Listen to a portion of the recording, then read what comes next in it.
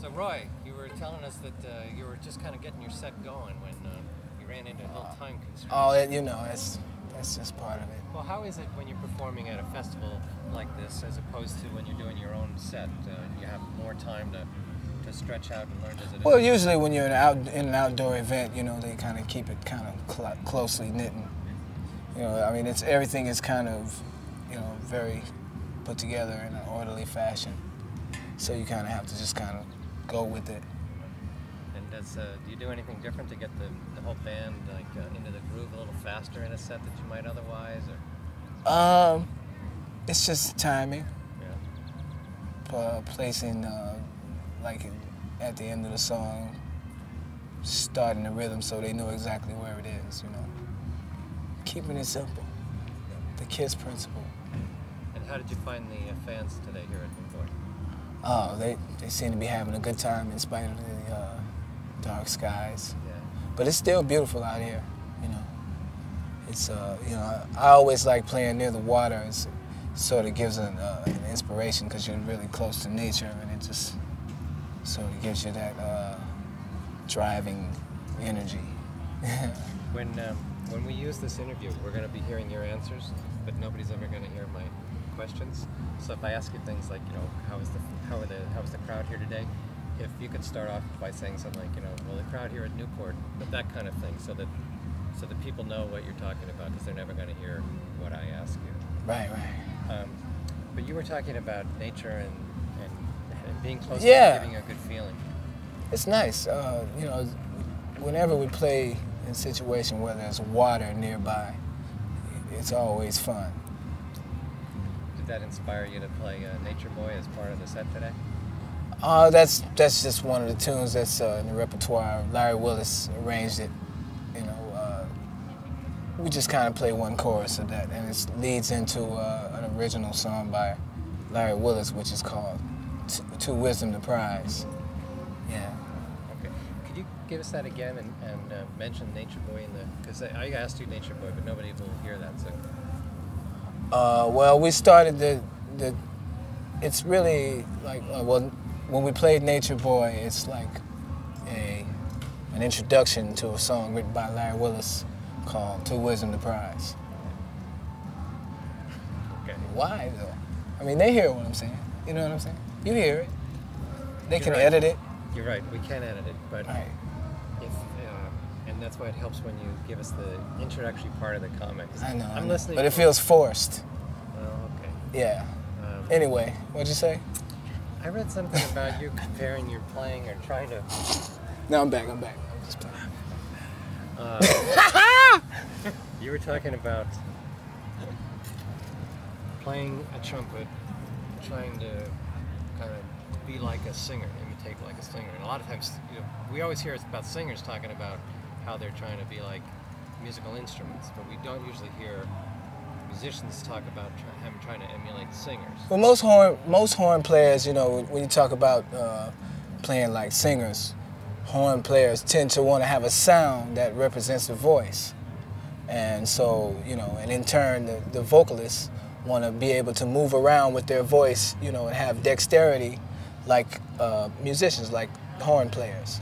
You know, it goes both ways. I mean, actually, you know, if you can get a balance of both, you know, of being able to communicate your ideas clearly, you know, that comes with practice and doing the tedious things like long tones and lip slurs and you know, that kind of stuff. And then, you know, and then actually saying something, you know, actually, you know, making a statement that has like a beginning, middle, and an end, you know, that tells a story. You know, so if it's like balancing both of those things, you know, because you have a lot of cats. Some musicians play with a lot of technique, and they have, you know, they can dazzle you, and you'll be like, wow, how did he do that? But then there are other cats that just play one note, and you're like in tears, you know. So it's like having a balance of both of those things. You know, you can't have one without the other, like love and marriage. Love and marriage.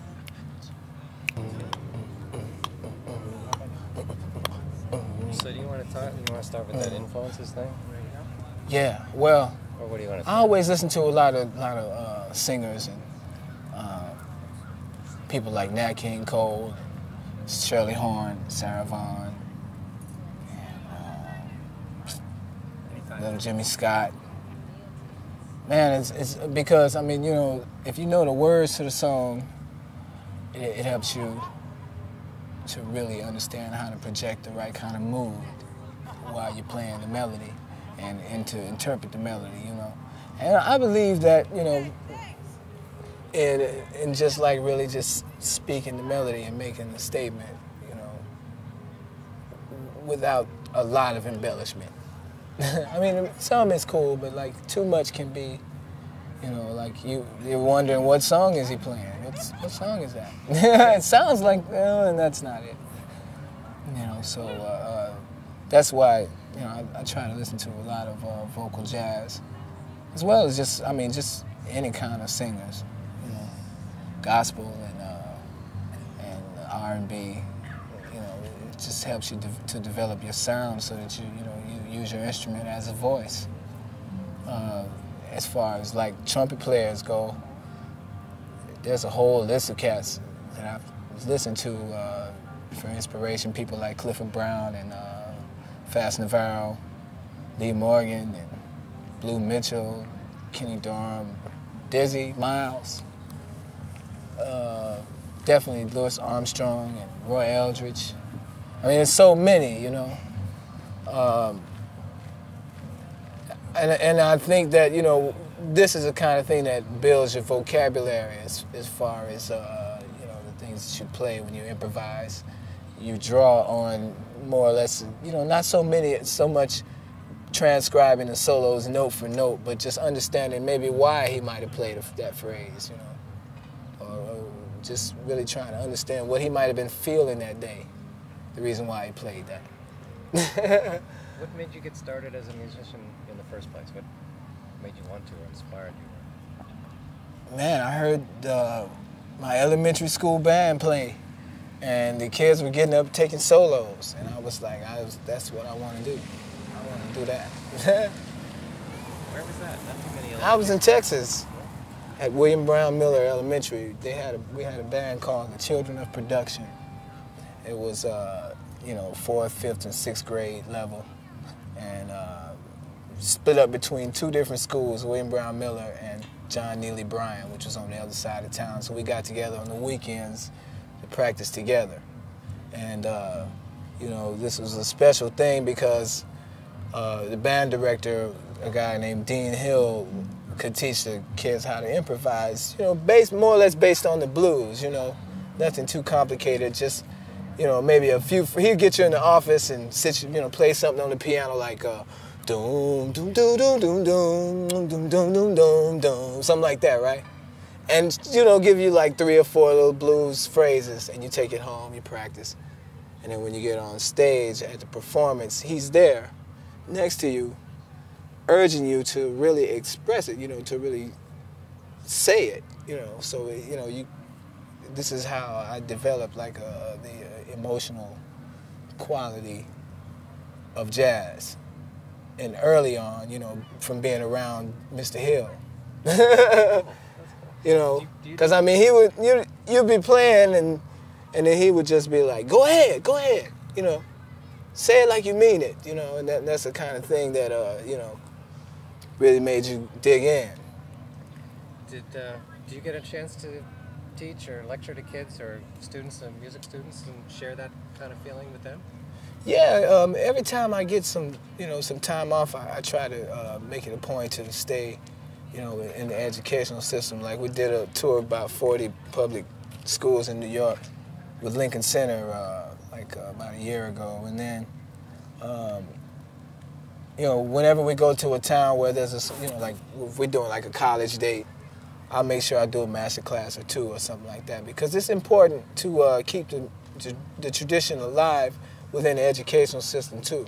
I mean, there's only so much that you can learn in a classroom as far as learning how to play, but there are, you know, certain things that sort of help you develop and you have a lot of time to practice, you know, and compose, you know, because when you start getting on the road, there's no more time for anything. That's it. It's like get up and take a train, then a plane, then a boat, then the bus, and then to the stage, and then to the hotel, and then sleep for 3 hours, and then do it all again. That doesn't sound so glamorous. Yeah, but it's still, you know, the reward comes with when we get on stage and the people become uplifted by the music, you know. So that's why we're here. And, you know, the hardest part is actually getting to the gig.